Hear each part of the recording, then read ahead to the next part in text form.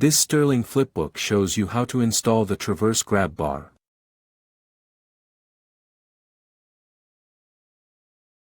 Intended for wall sets 715-24106 and 715-74106. Using a stud finder, verify that backer boards are present before installation. Refer to the back page of the installation instructions for measurement details. Measure and mark the mounting location. While holding the grab bar on the wall, center the mounting holes on the previously marked line and mark the wall for the mounting holes. Using a 3/16" drill bit, drill holes at the marked mounting hole locations. Fill the holes with 100% silicone sealant.